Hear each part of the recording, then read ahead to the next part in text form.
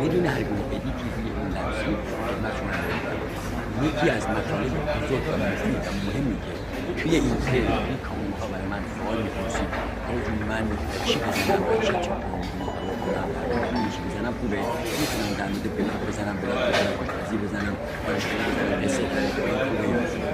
یکی از ابزارهای مهمی که این آیکیو به ما کمک میکنه تا ما خود این وابسته به یوتیوبه، یعنی یکی از جایی که شما میتونید جیمیل